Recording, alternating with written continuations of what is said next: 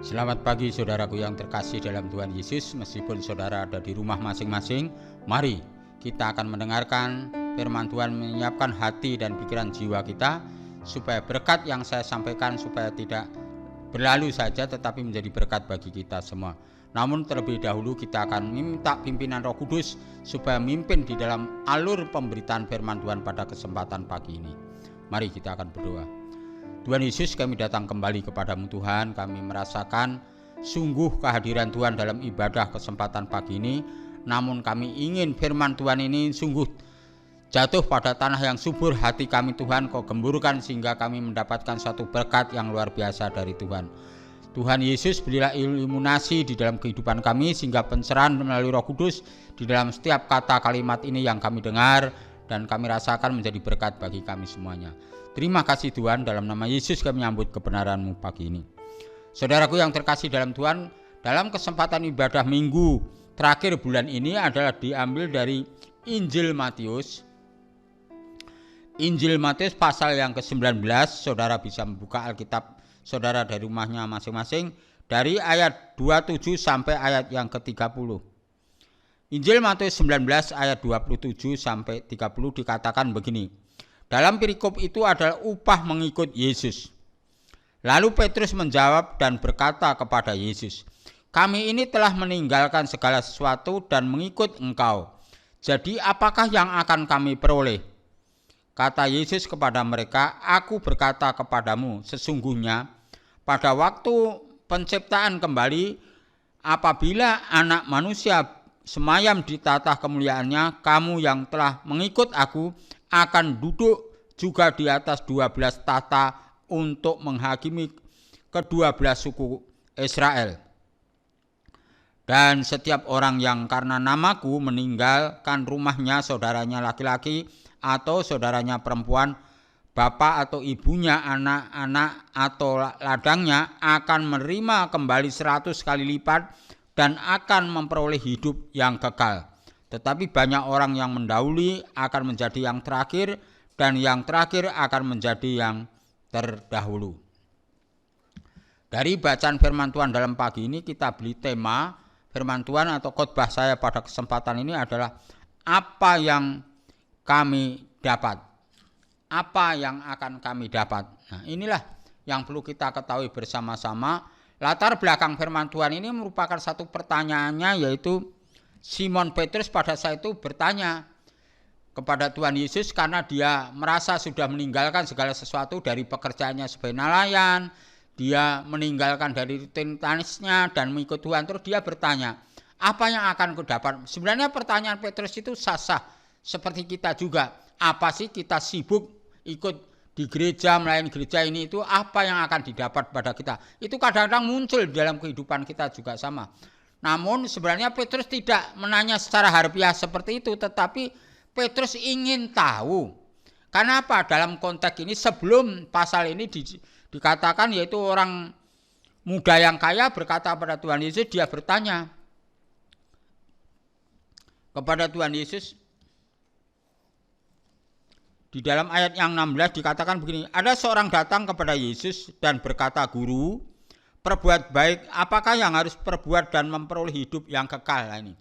Jadi Petrus dasarnya itu pertanyaan daripada orang kaya muda itu, dia bertanya, apa yang harus diperbuat untuk hidup yang kekal? Terus jawabannya Tuhan Yesus apa? Di ayat 17 dikatakan, jawab Yesus, "Apakah sebabnya engkau bertanya kepadaku tentang apa yang baik? Hanya satu yang baik, tetapi jikalau engkau ingin masuk ke dalam hidup, turutilah segala perintah Allah." Nah, inilah. Jadi Tuhan Yesus memberikan jawaban pertama kepada orang kaya yang muda itu apa? Supaya melakukan perintah-perintah Tuhan termasuk Taurat. Nah, jawaban orang muda itu semuanya sudah dilakukan dengan baik. Tetapi itu belum cukup. Itu baik, tapi belum cukup. Masih ada syarat yang lain. Syarat yang lain apa? Supaya dia pulang menjual hartanya miliknya supaya dibagikan orang miskin. Setelah mendengar hal itu, orang kaya muda ini adalah sedih karena suruh menjual hartanya dibagikan orang miskin dan dia terus pergi. Nah, dari peristiwa ini Petrus ingin tahu. Karena apa? Karena Petrus ikut Tuhan Yesus itu apa yang akan didapat? Maka dari itu Pada kesempatan pagi ini kita akan belajar dari pengalaman Petrus ini menjadikan pengalaman kita selama kita mengikut Tuhan dan mengiring Tuhan apa yang kita akan dapat. Ada 3 rahasia. Yaitu ada 3 rahasia. Yang pertama, kita akan mendapatkan hidup yang kekal. Pertama, kita akan mendapat hidup yang kekal. Orang yang ikut Tuhan dan mau melayani Tuhan itu pertama akan hidup, yaitu kehidupan yang kekal. Mari kita lihat di dalam ayat 29c. Ayat 29c dari kata akan menerima kembali 100 kali lipat dan akan memperoleh hidup yang kekal ini. Ada 2 perkataan Tuhan Yesus. Yang pertama adalah kebutuhan fisik itu akan dilipat gandakan. Ada yang 30 kali lipat, ada yang 100 kali lipat. Itu dari otoritas Tuhan Yesus itu sendiri. Tetapi yang lebih penting Tuhan Yesus menekankan ayat 29 yang terakhir itu akan mendapatkan hidup yang kekal. Maka poin ini saya ambil adalah akan mendapatkan hidup yang kekal. Kita percuma kita dilipatkan 1000 kali lipat, 100 kali lipat, tapi kehilangan hidup yang kekal. Ini saya rasa saya sebagai hamba Tuhan tidak menginginkan seperti itu. Supaya apa? Dua-duanya nyampe pada kita. Hidup kita juga, kebutuhan fisik kita dilipatkan, tetapi kita juga ada jaminan hidup yang kekal kelak di dalam kehidupan kita. Itulah yang perlu kita ketahui bersama, apa yang akan didapat mengikut Tuhan. Yang pertama saya katakan yaitu mendapatkan hidup yang kekal.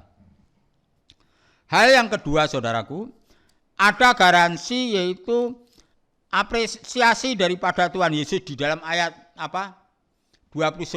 Mari kita lihat dalam ayat 29. Apresiasi dari Tuhan Yesus. Dan setiap orang karena namaku meninggalkan rumahnya, saudaranya laki-laki atau saudaranya perempuan, bapak atau ibunya, anak-anak atau ladangnya, akan menerima kembali 100 kali lipat dan akan memperoleh hidup yang kekal. Artinya ada jaminan, ada reward dari Tuhan Yesus. Seorang yang sungguh-sungguh mau melayani Tuhan dan mau nuruti daripada keinginan Tuhan dalam hidup kita. Tuhan tidak membiarkan saja, biar ikut sajalah, biar hidupnya saya beri kecukupan, yang penting cukup aja. Tidak, tetapi di sini ada akan dilipat gandakan di dalam kehidupan kita sebagai orang percaya. Maka dari itu, saudara nggak usah kecewa sampai detik ini kalau saudara sibuk mau ikut melayani Tuhan dan sebagainya, berbuat sesuatu untuk Tuhan. Saudara jangan kecil hati, tawar hati. Justru dengan firman Tuhan ini dipertegas dan dikuatkan supaya kita lebih semangat dan lebih maju bersama dengan Tuhan. Inilah yang perlu kita ketahui bersama, yaitu akan mendapatkan satu lebih rinci dari pekerjaan yang tadi ladang itu adalah merupakan bentuk pekerjaan dan sebagainya dan sebagainya. Ini menjadikan satu berkat hal luar biasa dalam kehidupan kita. Hal yang ketiga saudaraku yang terkasih yaitu diberi peran tanggung jawab di tata penghakiman. Nah, ini luar biasa ini. Kalau orang yang mengikut Tuhan itu kita diberi peran tanggung jawab. Mari kita lihat di dalam ayat 28.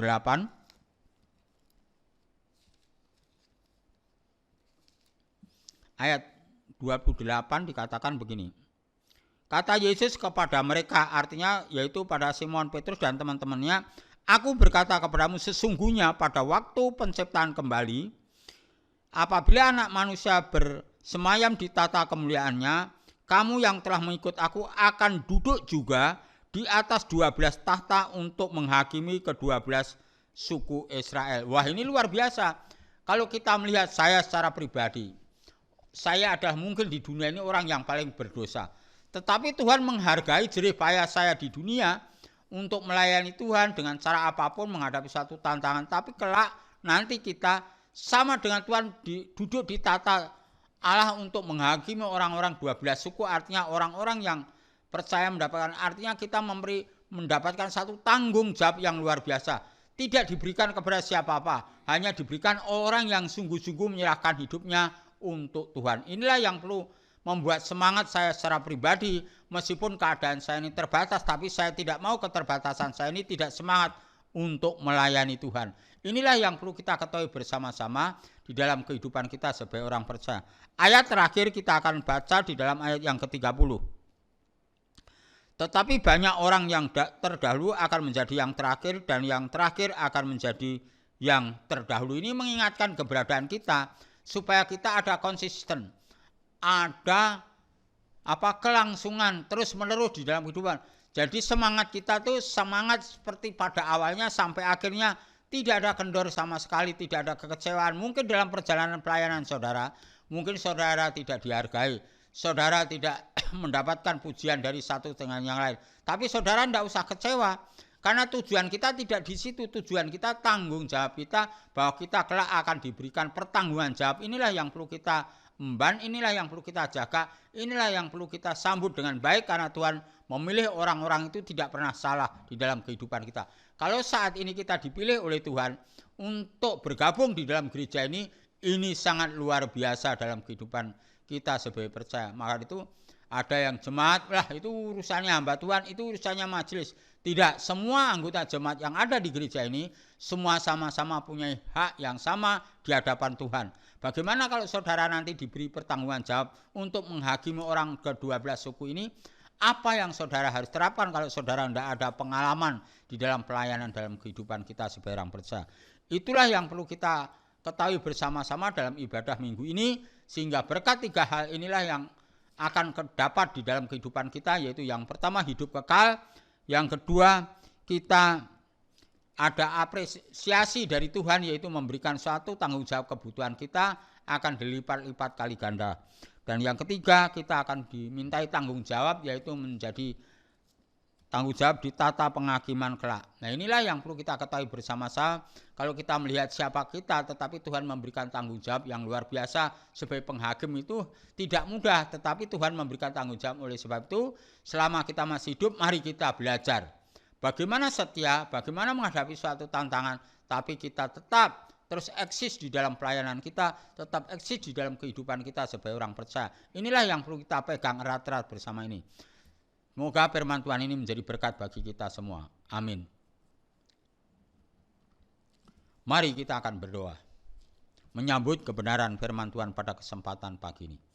Tuhan Yesus, kami bersyukur firman pada kesempatan pagi ini mengingatkan kepada kami, memotivasi kami supaya kami berlelah kepada Tuhan. Rupanya Tuhan memberikan satu berkat bagi kami, terutama dalam mengingatkan hidup kekal di dalam nanti kelak di dalam kehidupan kami.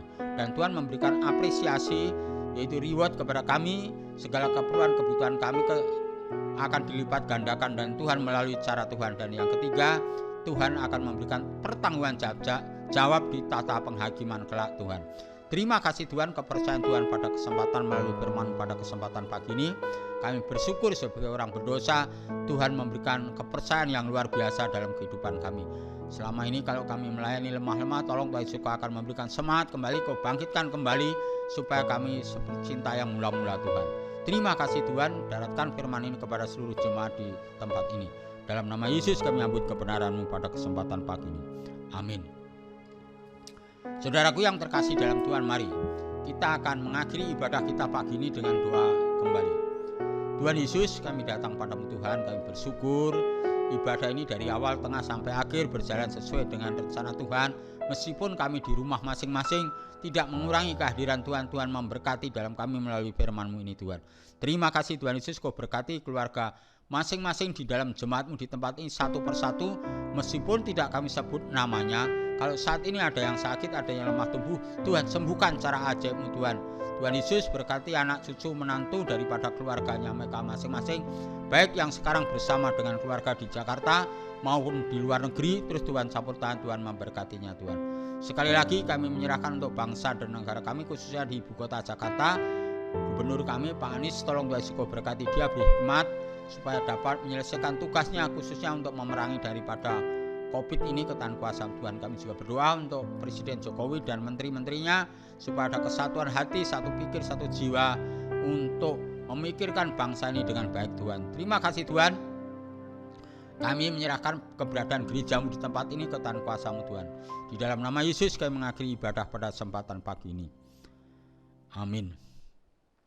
Sebelum kita melanjutkan aktivitas kami dari rumah kita masing-masing, mari kita berdiri bersama-sama, kita mohon berkat daripada Tuhan kita Yesus Kristus. Kiranya anugerah damai sejahtera dari Allah Bapa, Putra dan Roh Kudus menyertai hidup saudara, keluarga saudara saat ini sampai Tuhan Yesus datang yang kedua kali. Amin. Doksologi.